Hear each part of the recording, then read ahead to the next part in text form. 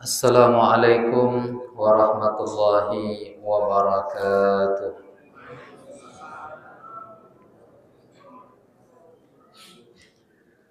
Bismillahirrahmanirrahim. Alhamdulillahi rabbil alamin, hamdal hamidin, hamdal mustaghfirin. Assalatu wassalamu ala asyrafil anbiya'i wal mursalin, Sayyidina wa habibina wa qurrati a'yunina Muhammadin wa ala alihi wa sahbihi ajma'in. Ashhadu an la ilaha illallah wahdahu la syarika lah wa ashhadu anna Muhammadan abduhu wa rasuluhu la nabiyya wa la rasula ba'dah. Allahumma salli wa sallim wa barik wa an'im ala sayyidina Muhammadin wa ala alihi wa sahbihi ajma'in. Alim ulama, cerdik pandai, tokoh masyarakat, orang tua kami besar tak disebut gelar, kecil tak dihimbau nama, umumnya hadirin hadirat, tamu-tamu Allah, sidang jamaah fardu subuh yang dimuliakan oleh Allah Ta'ala. Bersyukur kita kepada Allah dengan mengucap Alhamdulillahi Rabbil Alamin. Pada pagi yang penuh berkah ini, Allah masih memberikan kepada kita keberkahan, kebaikan, karunia, yang dengannya kita masih mampu rukuk dan sujud dalam salat berjamaah, beriktikaf dan bermajelis ilmu, yang mudah-mudahan semoga apa yang kita lakukan ini memberatkan timbangan kebaikan kita di akhirat kelak. Amin ya rabbal alamin. Kita harumkan majelis kita ini dengan bersalawat dan berkirim salam kepada Nabi kita Muhammad sallallahu alaihi wasallam. Allahumma salli wa sallim ala sayyidina Muhammadin wa ala alihi wa sahbihi ajma'in. Yang kita tambahkan pula dengan salawat, tawassul dan doa terlebih dahulu dengan sama-sama membaca salawat badar dan salawat nariyah. Salatullah salamullah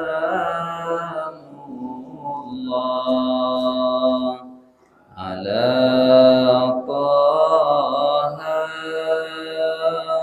Rasulillah. Salatullah salamullah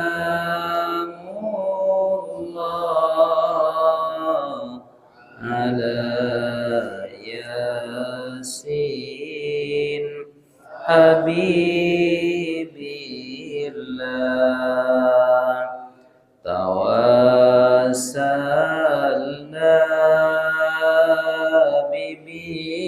bismillah wa bil hadi rasulillah wa kulli mujahidin lillah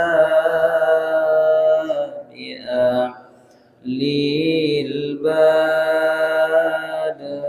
ya Allah.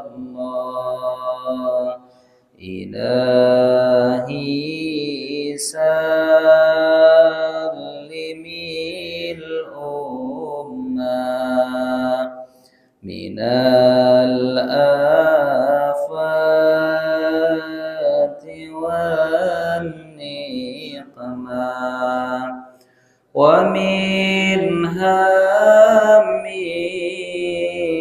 wa min bi'a lil badri ya Allah. Allahumma salli salatan kamilatan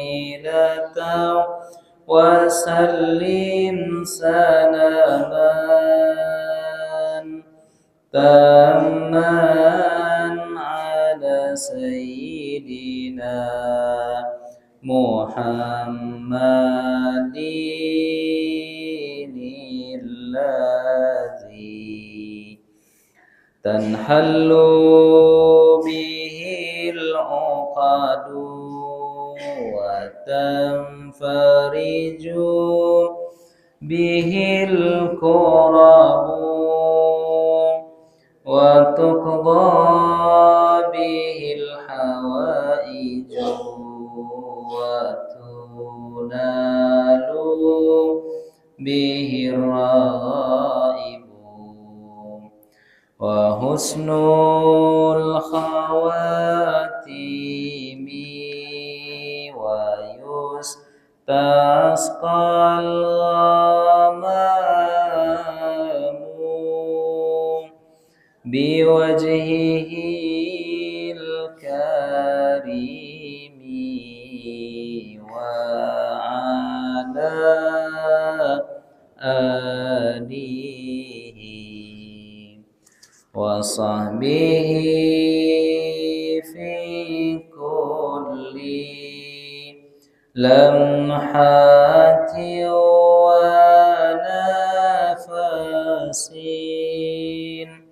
wa nafasin bi'adadi kulli ma'lumillah.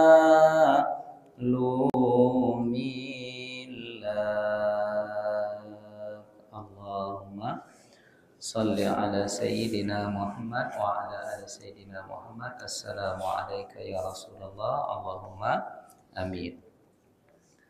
Salawat terakhir tadi yang Bapak Ibu nampak ya. Dua saja tuh gendang itu. Yang pertama tak hafal. Yang kedua tak lolok. Yang mana tuh Pak?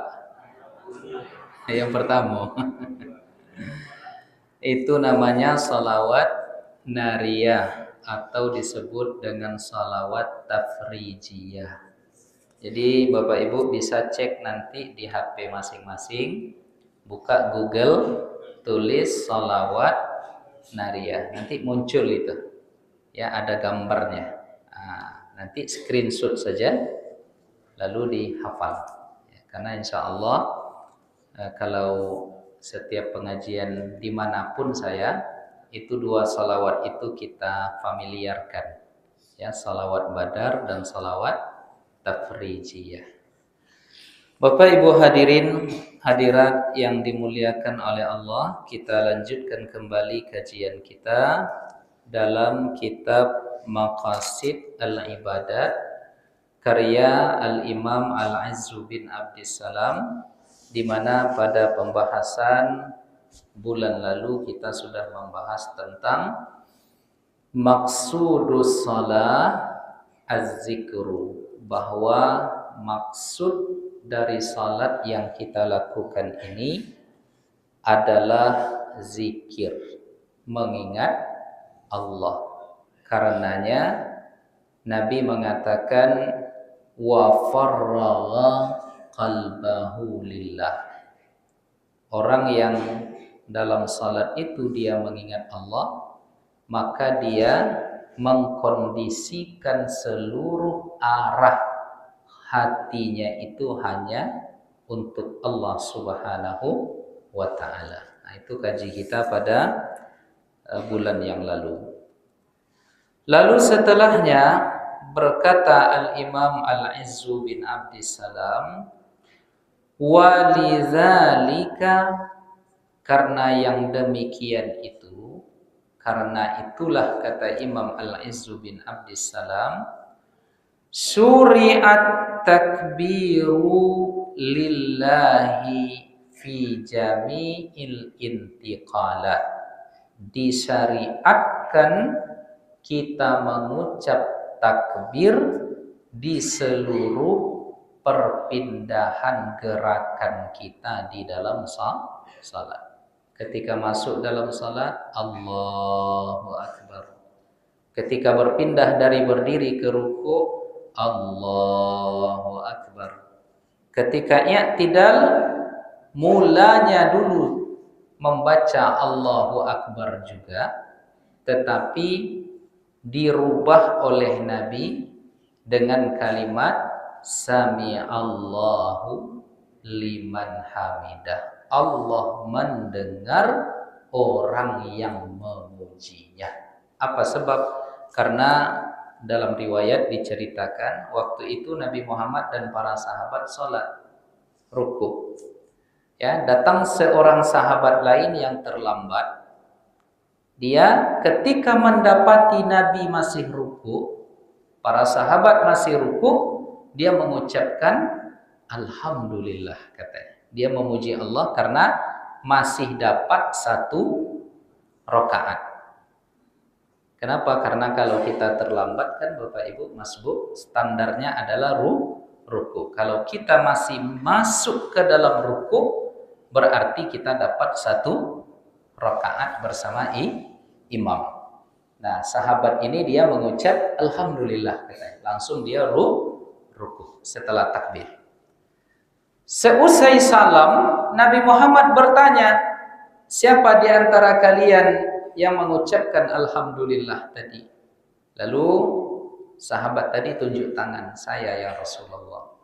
Lalu Nabi mengatakan, saya melihat banyak para malaikat merebut pahala dari ucapan Alhamdulillah yang engkau ucapkan tadi.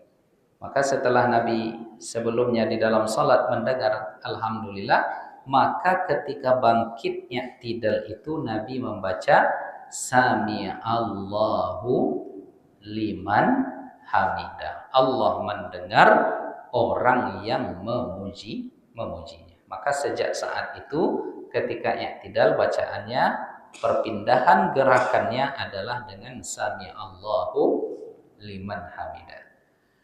Lalu pindah lagi kepada sujud, Allahu Akbar. Pindah lagi ke duduk antara 2 sujud, Allahu Akbar. Sujud lagi dan berdiri lagi, begitu semuanya. Maka disyariatkan kita membaca Allahu Akbar.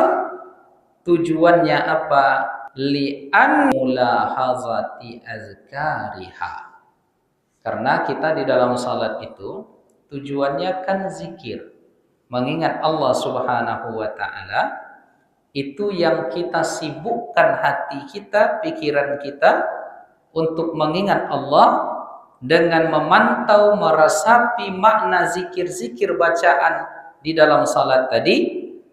Nah, kata Imam Al-Izzu bin Abdissalam, ketika misalnya kita baca Fatihah, ketika misalnya di dalam ruku kita membaca Subhana Rabbiyal Azim, ketika Sami'allahu liman hamidah kita membaca Rabbana walakal hamdu, ketika sujud kita membaca Subhana Rabbiyal A'la, ketika duduk antara 2 sujud kita berdoa meminta 8 hal kepada Allah, Rabbi firli warhamni wajburni warfa'ni warzuqni wahdini wa'afini wa'fu anni. Nah, doa-doa itu, zikir-zikir itu, kata Al-Imam Al-Izzu bin Abdissalam, harus diikat dengan memperhatikan kesombongan dan kemahakuatan Allah yang disimbolkan dengan kalimat Allahu Akbar. Jadi seluruh zikir-zikir dalam salat itu disimpul dengan kalimat Allahu Akbar. Jadi baca Fatihah kita baca ayat, rukuk disimpul dengan Allahu Akbar supaya kita ingat terus bahwa kita di dalam salat itu yang kita hadapi adalah zat yang maha kuat. Jelas Bapak Ibu? Nah, itulah rahasianya itu. Ya, jadi rukuk kita subhana rabbiyal a'la wa bihamdi sami'a Allahu liman hamida rabbana lakal hamdu dan seterusnya. Kemudian sujud Allahu Akbar, diikat lagi semua zikir-zikir itu dengan kalimat Allahu Akbar. Karena dahsyat Bapak Ibu kalimat Allahu Akbar. Kalau Allahu Akbar itu hidup di dalam hati kita, bergerak di dalam jantung kita, mengalir di dalam seluruh darah dan pembuluh darah kita, maka kalimat Allahu Akbar itu menjadi kekuatan.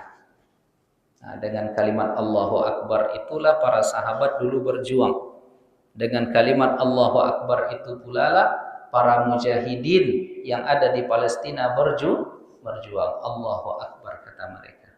Dan dengan kalimat Allahu Akbar itulah Nabi berlindung dari segala keburukan-keburukan dunia ini.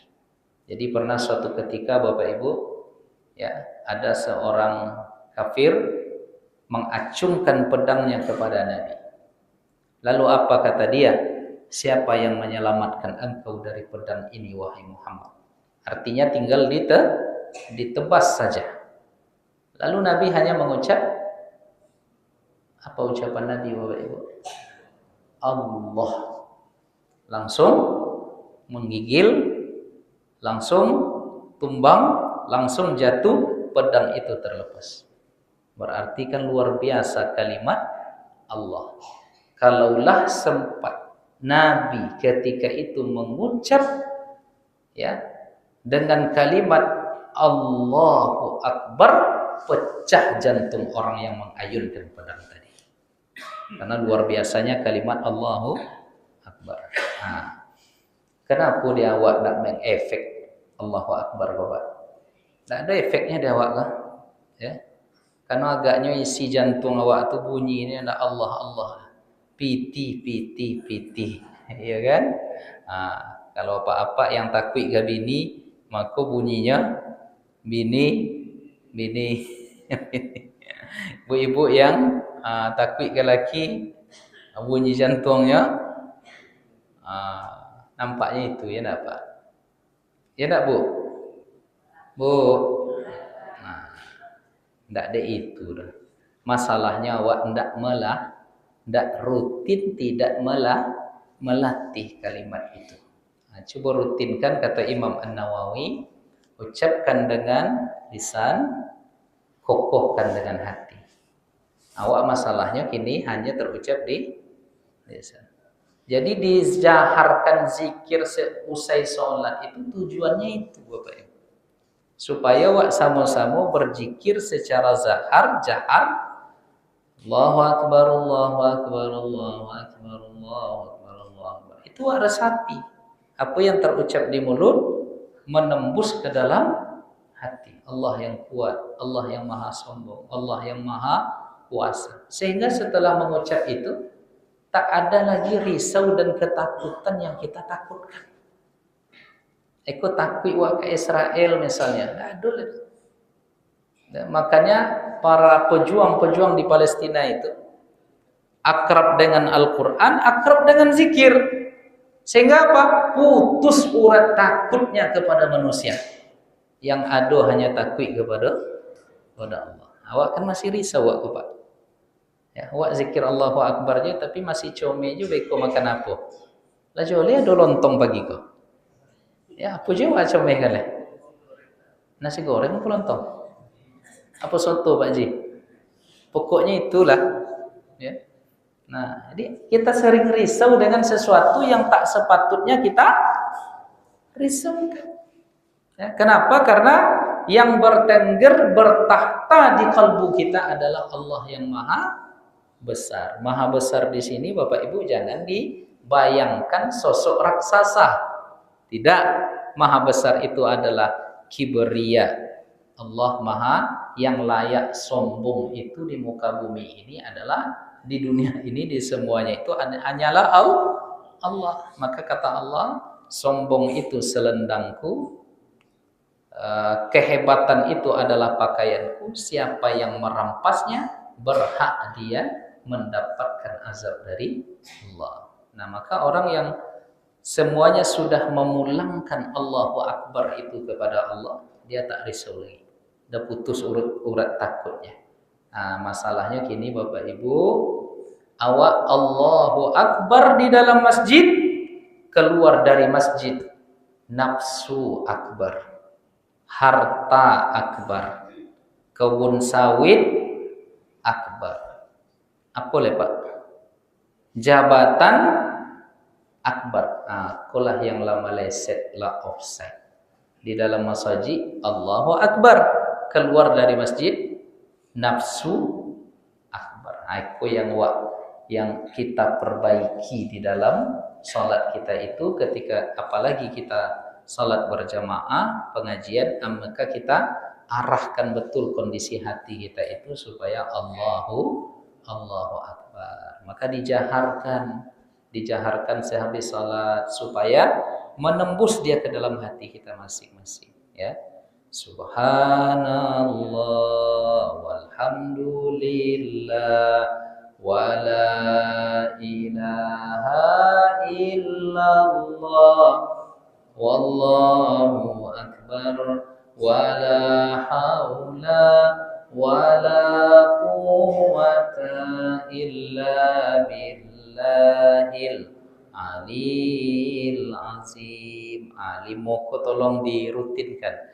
Subhanallah walhamdulillah wala ilaha illallah wallahu akbar wala haula wala quwwata illa billahil alil azim. Rutin kita baca itu. Bahkan Bapak Ibu, ketika kita berada di dalam shaf salat berjamaah, pada saat itu muazzin iqamat, Allahu akbar, asyhadu an la ilaha illallah. Lalu kita sudah berada di dalam shaf. Selesai iqamat, kita sudah bersiap takbir Allahu akbar, tetap kita dianjurkan berzikir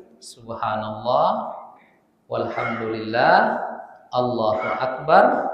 Lalu kita membaca Allahumma gfirli, ya Allah ampunkan dosaku.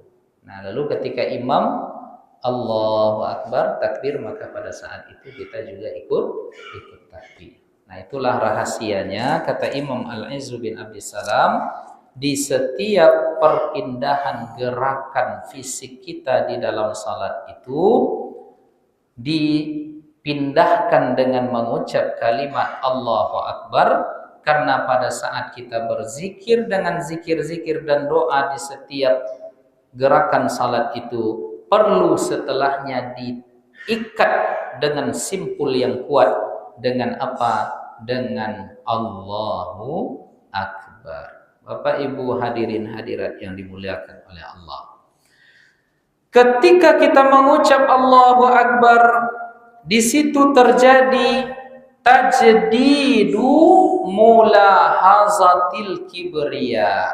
Ini poin yang kedua. Mengapa kita mengucap Allahu Akbar di setiap perpindahan gerakan itu? Karena di dalamnya ada pembaharuan atas mengingat Allah yang maha berhak untuk sombong tadi.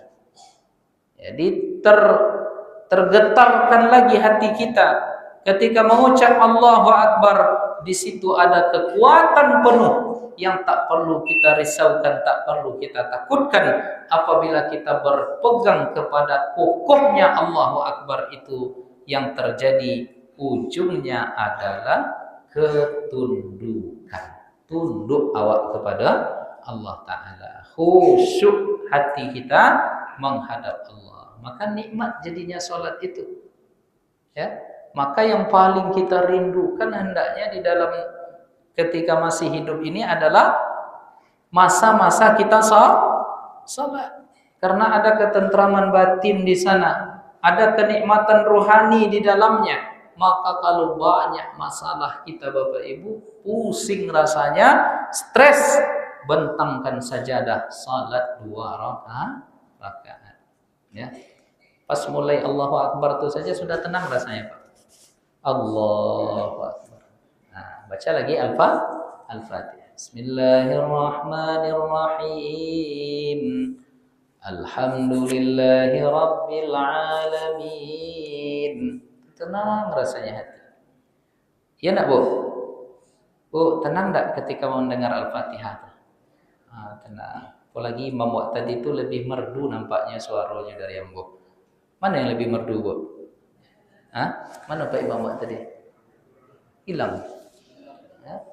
Saya senang dengan suara imam kita di mendayu-dayu. Ya, kalau belum menikah dia saya kasih sama adik saya. Cuma di Ambon lah nikah dulu. Ya. Pak imamnya lah nikah. Oh Allah. Allah cik. Ya. Yang kedua lun. Ya. Bapak Ibu hadirin hadirat yang dimuliakan oleh Allah Ta'ala, maka pada saat itu ujungnya adalah al-khudu, ketundukan, wal khusyu, dan kehusyuan. Nah, itu poin yang kedua. Maka coba kita tengok-tengok lagi pengaruh Allahu Akbar itu dalam kehidupan kita, nikmat tidak salat itu ketika kita melaksanakannya. Ya, jadi Bapak Ibu, banyak masalah, ada persoalan rumit rasanya, maka selesaikan itu dengan bersama Allah Subhanahu wa Ta'ala. Saya sering mengalami Bapak Ibu kondisi-kondisi sulit kadang, ya, pada kondisi sulit tak ada lagi jalan, mengadu ke manusia tak peduli. Salat 2 rakaat, ya, kemudian istighfar banyak-banyak, doa kepada Allah. Tak lama setelah itu datang pertolongan dari Allah. Nah, saya ada beberapa kali saya memang dalam keadaan terjepit, ya solusinya seperti itu, memang dibantu sama Allah Subhanahu wa Ta'ala. Saya pernah punya hutang Bapak Ibu yang sudah hampir jatuh masanya untuk dibayar. Ya. Nah, kemudian ditengok ke sana kemari tak nampak jalannya. Ya, akhirnya apa? Minta betul kepada Allah. Ya Rabb, tolong ya Allah. Kemudian tak lama setelah itu ada kemarin MTQ, ya, Musabaqah Tilawatil Quran, saya diminta jadi juri. Ya 3 hari direngat. Pulang dari sana cair gaji. Bisa menyelesaikan hutang tuh. Setelah itu ingin MTQ coba jadinya. Kok bisa MTQ sekali sebulan? Jadi ada salah seorang ustadz kita waktu itu berkelakar, dia butuh, ya. Kemudian diundang khutbah Jumat. Selesai khutbah Jumat, ya, penghargaan dari masjid, dari jamaah itu lebih dari biasa yang dia dapat. Ya, kalau biasanya apa di Sikoba? Ambon tidak pernah diundang khutbah Jumat Sikoba. Ya. Ustadz kita tuh lebih besar dapat. Ya, biasanya dapat sekian, ini 2 besar. Apa kata beliau? Berkelakar deh, awak ingin setiap hari jadi hari Jumat kata ya. Nah, jadi ini pengalaman-pengalaman barangkali yang mungkin Bapak Ibu juga pernah merasakan di saat terjepit, di saat butuh, maka apa yang terjadi? Kita mohon kepada Allah, rupanya dibayar lunas, dibayar tunai oleh Allah. Maka sejak itu kita kokohkan hati, tidak ada tempat mengadu selain kepada Allah Subhanahu wa Ta'ala. Bapak Ibu hadirin, hadirat yang dimuliakan oleh Allah. Jadi itu 2 poin dari paragraf lanjutan yang kita bahas tadi. Kemudian pembahasan selanjutnya. Fa'iza kabbara, di saat seseorang itu di dalam salat mengucap Allahu Akbar, Setelah itu dia mengucapkan yang disunnahkan oleh Nabi yang dinamakan dengan doa iftitah atau doa istiftah. Banyak ragam doa istiftah ini dalam petunjuk hadis Nabi. Ada alhamdulillah hamdan thayyiban mubarakan fi. Ada pula riwayat yang menyebutkan doa iftitahnya berbentuk Allahumma ba'id baini wa baina khataayaya kama ba'adta bainal masyriqi wal maghrib. Kemudian ada juga bentuk doa iftitah yang diajarkan oleh Nabi itu seperti yang biasa kita ucapkan. Inni wajjahtu wajhiya lillazi fataras samawati wal arda hanifah. Nah, itu potongannya. Tetapi lengkapnya apa? Allahu akbar. Baca Allahu akbar kabira walhamdulillahi katsira. Apa lagi, Pak? Subhanallahi bukratan wa asila. Inni wajjahtu wajhiya lillazi fataras samawati wal arda hanifan musliman وما كان من المشركين إن صلاتي ونسكي ومحياي ومماتي لله رب العالمين لا شريك له وبذلك أمرت وأنا من المسلمين. Itu nikmat sekali baca doa iftitah itu. Bahkan ada kalimat tadi sebelum terakhir itu Inna salati wa nusuki wa mahyaya wa mamati lillahi rabbil alamin. Inna salati sesungguhnya salatku, wa nusuki dan semua jenis ibadahku, wa mahyaya hidupku, wa mamati matiku lillahi rabbil alamin. Hanya milik Allah. Jadi salat ibadah, setelah itu bahkan hidup dan bahkan mati kita hanyalah karena teruntuk Allah semata. Jadi bila mati, matilah. Yang penting harapan kita mati dalam keadaan husnul khatimah. Jadi kok dulu ibu-ibu daripada ambo tidak masalah. Atau kok ambo belakangan ibu duluan juga tak masalah. Mau bu? Enggak. Apa perlu indah? Ya. Bapak Ibu yang dimuliakan oleh Allah, ada kalimat wajjahtu wajhiya lillazi fataras samawati wal ard. Saya hadapkan wajahku kepada yang mencipta langit dan bumi. Hanifa, cenderung kepada kebenaran. Makna kalimat ini apa? Ditafsirkan oleh Al-Imam Al-Izzu bin Abdissalam, saraftu qasdi ila man hadza sya'nu. Jadi kalimat wajhatu wajhiyah itu artinya adalah saya palingkan seluruh maksud, harapan, keinginan semuanya hanya kepada Allah. Nah, jadi mula-mula iftitah itu dia. Kita palingkan pikiran kita, hati kita, fokus kita hanyalah kepada Allah. Aku mulai angkat takbir Allahu Akbar, baru takawanang benda yang hilang. Iya tak Pak? Kadang benda hilang itu ingatnya di dalam sholat. Ambu pernah itu, ya, hilang kunci oto. Dah sholatlah dulu, pas 10 azan, sholat di musola depan rumah, awak lah imamnya, mulai takbir, Allahu Akbar. Itu masih fokus tuh Pak. Ya doa iftitah, bacalah Al-Fatihah. Bismillahirrahmanirrahim. Alhamdulillahi rabbil alamin. Masuk ke, setelah itu masuk ke kalimat Ar-Rahmanir Rahim. Ada ingat kunci toko di belakang lemari tadi. Allah, iya tak Pak? Ya, jadi jangan kenapa Ustaz pun cuma itu.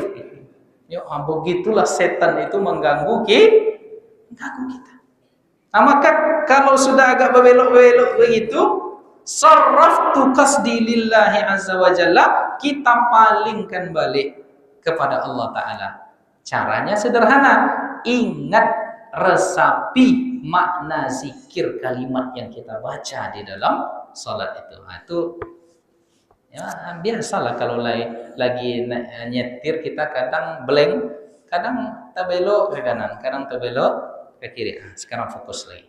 Ya, ingat, tengok marka jalan. Nah, begitulah kira-kira. Jadi artinya di dalam salat itu Bapak Ibu, kita berjuang, berupaya untuk memfokuskan kepada Allah dengan cara mengetahui, meresapi, memaknai kalimat-kalimat yang kita baca. Nah, itu masalahnya Bapak Ibu, banyak di antara awak yang tidak pahamnya kalimat yang membaca itu apa artinya. Wajburni, apa arti wajburni, Bu? Bu, kok kalaulah tabun-baun kuah lontong kok memang hilang konsentrasi wadanya. Bu, apa arti wajburni?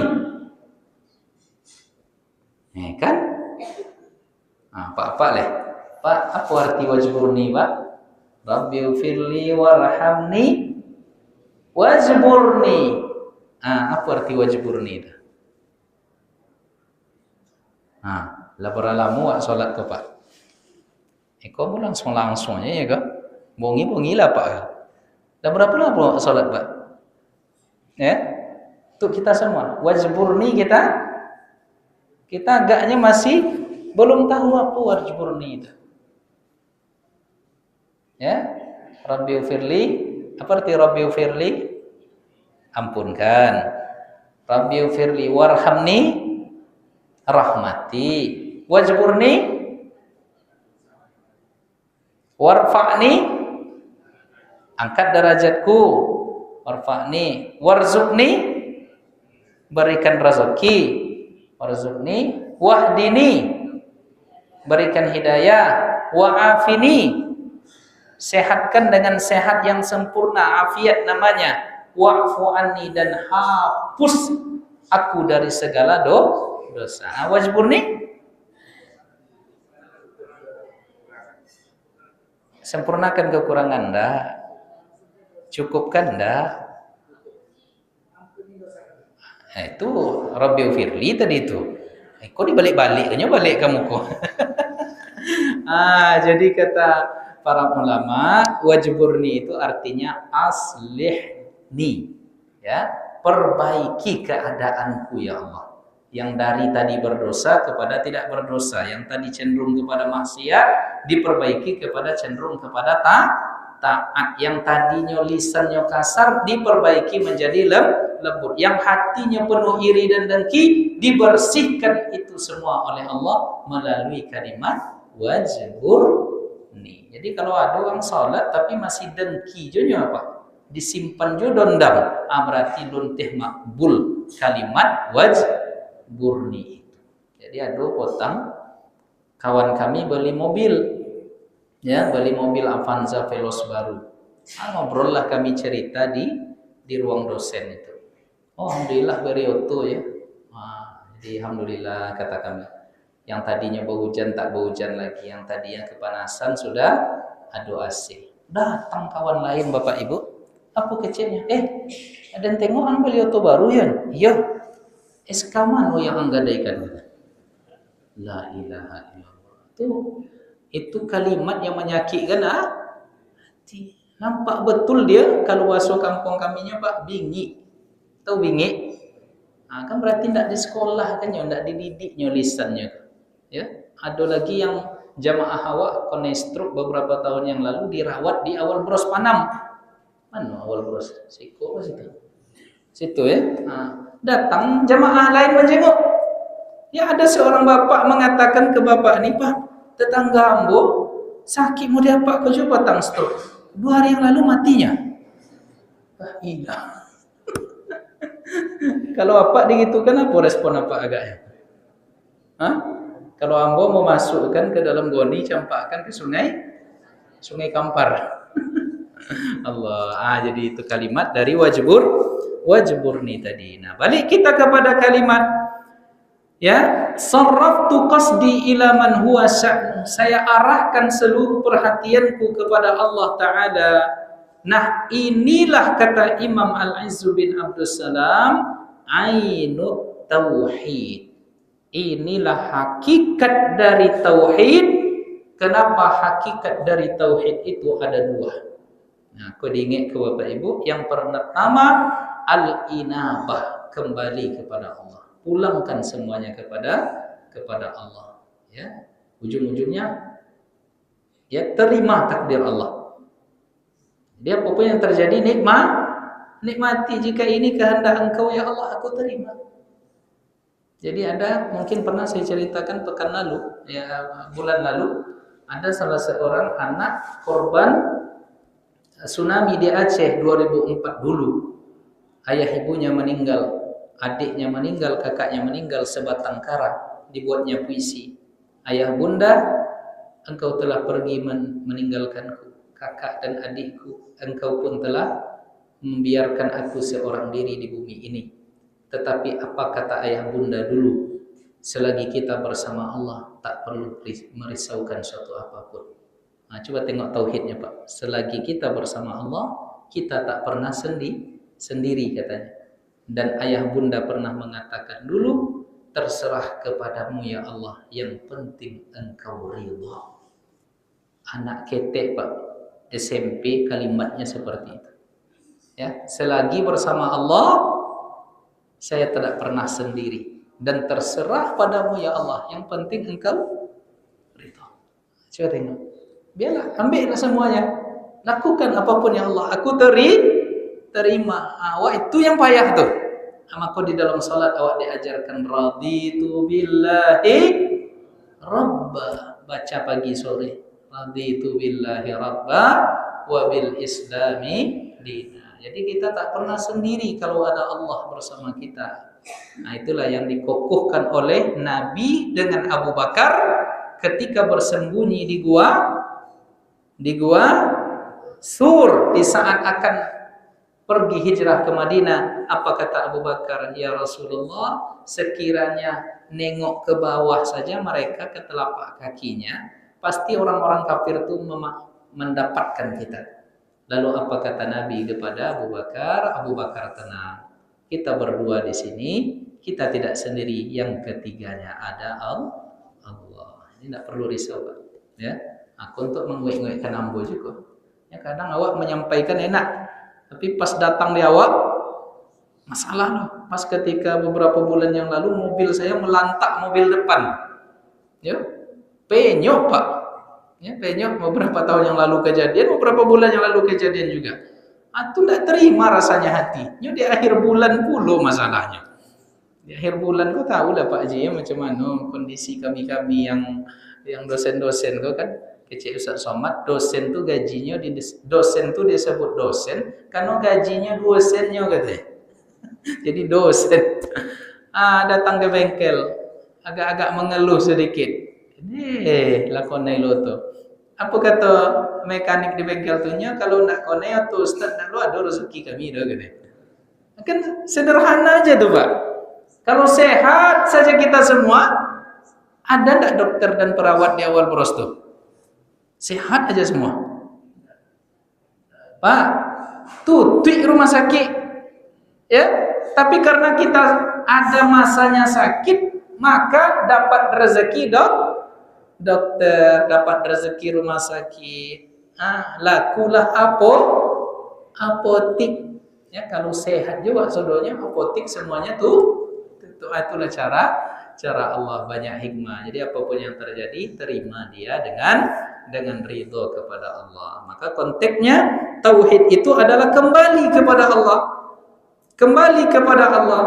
Itulah intisari ainut tauhid. Kemudian kata Imam Al-Izzu bin Abdussalam yang kedua, wat takrir, pengakuan. Mengaku, iya betul seperti itu ya Allah.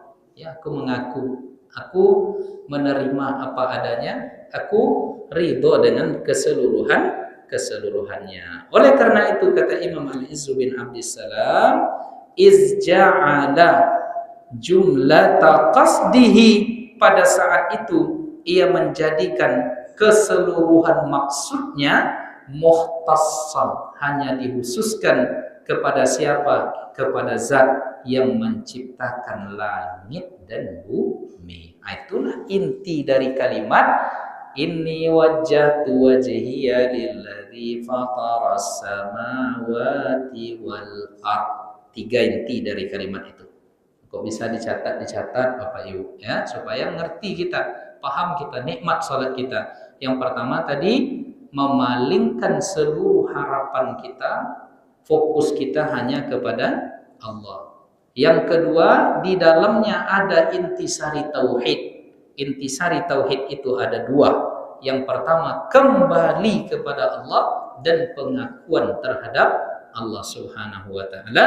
Lalu yang ketiga, intisari dari kalimat wajjahtu wajhiya lillazi fataras samawati wal ard, semuanya tadi maksud kita, harapan kita, intisari tauhid kita, pengakuan kita, kembalinya kita kepada Allah dikhususkan kepada zat yang menciptakan langit dan bumi. Maka dikokohkan lagi kalimatnya, setelah itu dikuatkan lagi, inna salati wa nusuki wa mahyaya wa mamati lillahi rabbil alamin. Nah, Bapak Ibu hadirin hadirat yang dimuliakan oleh Allah, itu makna kalimat wajjahtu wajhiya.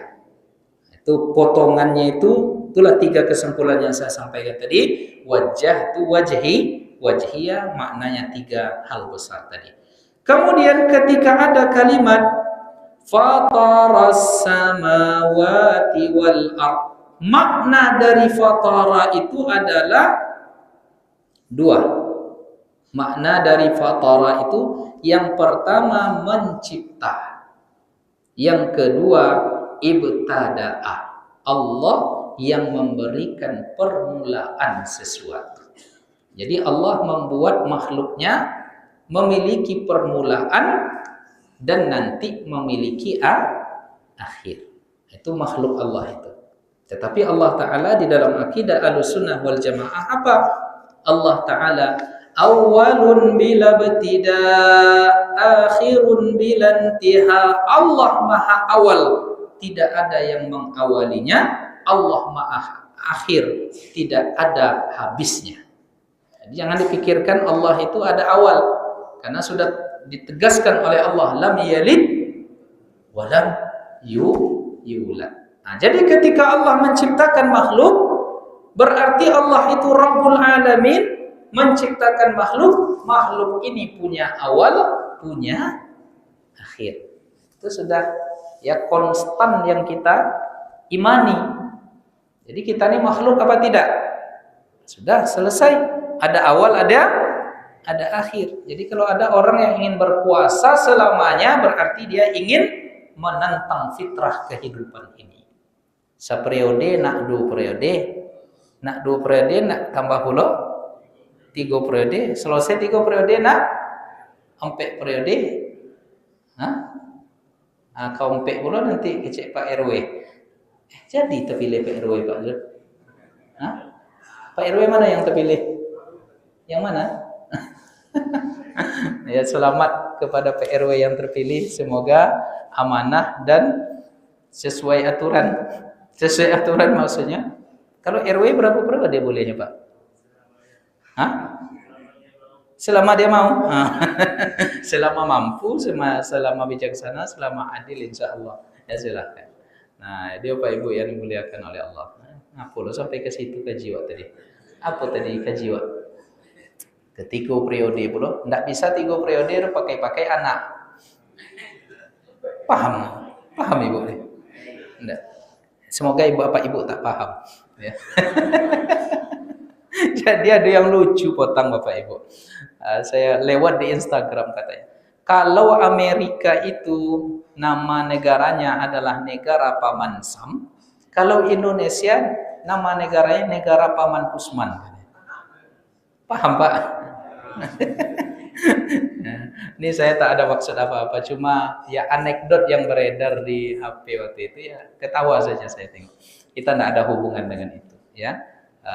Ini sensitif, ya. Siapa nak bapak pilihlah nanti. Yang penting Allah Taala memberikan kita pemimpin yang adil. Hah? Itu konei lo nanti itu. Jadi ada pula ustaz yang bilang supaya awak tak tertuduh sebagai pendukung salah satu capres, ada ndak kata lain daripada kata tadi itu? Misalnya berdoa awak, ya nanti kan tertuduh pula awak mendukung salah satu kan? Ada ndak selain itu, Pak? Kalimatnya? Entahlah ya. Anda usah awak bahas itu dulu. Baliklah kaji awak tadi. Bapak Ibu yang dimuliakan oleh Allah, sampai mana tadi kaji? Ada awal, ada akhir. Jadi seluruh makhluk Allah ini ada awal, ada akhir. Ya, akhirnya habis, akhirnya mati, akhirnya punah. Ya. Tetapi ada pula di antara makhluk Allah Taala ini Bapak Ibu ada berawal tapi tak berakhir. Ada 8. Siapa yang tahu 8 itu apa?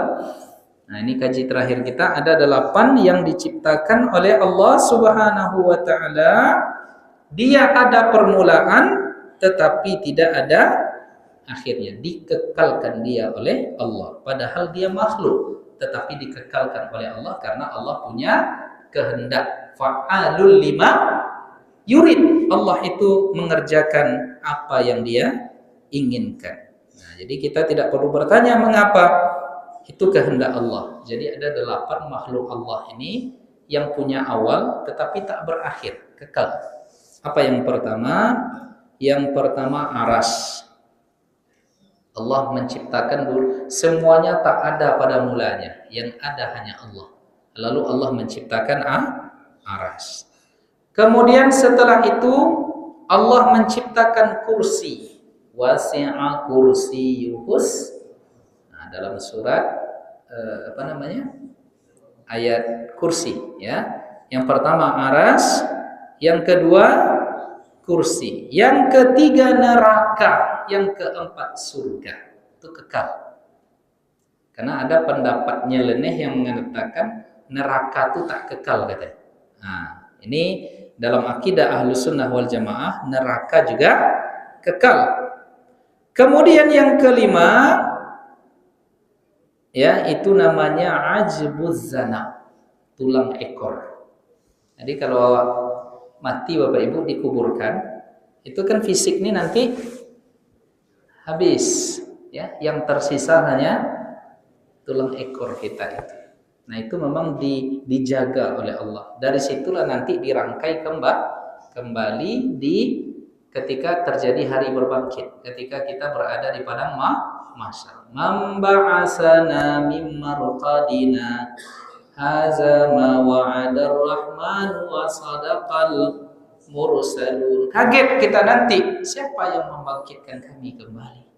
Ya, nah, jadi dirangkai kembali dari tulang ekor. Bapak-bapak pernah tak menggali kuburan lama, jumpa tulang ekor di sana? Ada yang punya pengalaman? Nah, kami punya pengalaman dulu Pak, ketika di kampung dibuat jembatan, itu ada beberapa lokasi makam yang harus dipindahkan. Nah, jadi kami sekeluarga waktu itu menggali kuburan atu, ya, datu, apa istilahnya? Ayah dari datu. Ambo punya datu, ayahnya. Apa panggilannya itu? Apa panggilannya Pak? Kalau kami di kampung panggilannya Datu Uci. Ya, Mbah Kakung gitu ya, mbah di atas mbah itu. Nah, ketika digali, memang yang tersisa adalah seonggok tulang sulbi atau tulang ekor. Nah, jadi dari sanalah nanti dirangkainya oleh Allah Subhanahu wa Ta'ala. Kemudian ya, aras, kursi, surga, neraka, tulang ekor, kemudian al-lauh, ya, lauhul mahfud, aras, kursi, surga, neraka, tulang ekor, yang keenam ruh, Ya, ruh kita diciptakan, setelah itu nanti ruh ini tidak pernah mati. Jadi kalau kita mati, yang dikubur fisik, ruh itu disimpan oleh Allah. Kalau ruh yang baik, berkumpullah dia nanti di Illiyin. Kalau ruh yang bermaksiat, dikumpulkan nanti di Sijjin. Ya, ruh itu dikekalkan oleh Allah Subhanahu wa taala. Muncul pertanyaan. Jadi yang ditanya di dalam kubur itu nanti ruh atau fisik? Padahal fisiklah berpisah dengan ruh. Macam mana tuh Pak? Tapi ada pertanyaan mungkar dan nakir. Macam mana tuh? Padahal ruh sudah berpisah. Kalau ditanya fisik, fisik tak bisa bicara. Kalau ruh sudah diangkat. Tapi ceritanya di sini yang ditanya di dalam Nah, macam mana tuh? Matilah Pak Ibu dulu, baru tahu nanti. Jadi Imam Ibnu Hajar Al-Asqalani mengatakan, jadi seketika mayat itu diletakkan di dalam kubur, itu dikembalikan lagi ruhnya itu dengan cara yang hanya Allah tahu. Masalah gaib. Nah, ada dua perbedaan pendapat ulama. Ketika ruh tadi dititipkan kembali, ya, di dalam fisik tadi, mengaktifkan keseluruhan organ tubuhnya kembali. Itu pendapat pertama. Kemudian ada pula yang berpendapat mengaktifkan hanya dari kepala sampai pusar. Nah, aktif dia lagi. Ibarat dikasih baterai, hidup dia lagi. Nah, tapi enggak. Lo bisanya setelah kembali ruhnya tadinya bangkit dulu kate balik. Karena sudah dikuburnya enggak pulang ke dunia, enggak bisa. Itu ada cara secara gaib yang Allah hanya tahu. Nah, disitulah nanti terjadi dialog dengan mungkar dan nakir. Nggak percaya Bapak Ibu matilah capek. Memang kita akan merasakan itu. Itu polanya, begitu caranya nanti. Jadi itu ruh yang keenam. Yang ketujuh lauh mahfuz. Ya, lauh mahfuz. Yang kedelapan qalam. Qalam nun wal qalami wa ma yasturun. Jadi semuanya pada mulanya tidak ada apa-apa.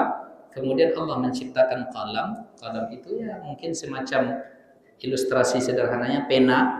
Jadi pena itu disuruh oleh Allah mencatat apa saja yang akan dibuat. Nah, pena itulah yang akan, qalam itulah yang akan mencatatnya.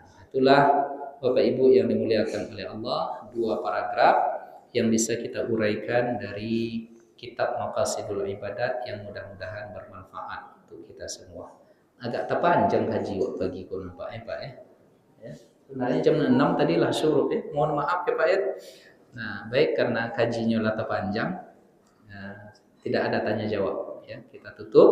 Namun sebelum kita tutup, mari kita bersalawat kepada Nabi kita Muhammad sallallahu alaihi wasallam. Sallallahu rabbuna ala nuril mubin Ahmad Mustafa Sayyidil Mursalin wa ala alihi wa sahbihi ajma'in wa ala alihi wa sahbihi ajma'in. Allahumma salli ala sayyidina Muhammad wa asini zalimin bizalimin wa akhrijna min bainihim salimin wa ala alihi wa sahbihi ajma'in. Sallallahu rabbuna ala nuril mubin Ahmad Mustafa Sayyidil Mursalin المرسلين وعلى آله وصحبه أجمعين وعلى آله وصحبه أجمعين wabillahi taufiq wal hidayah.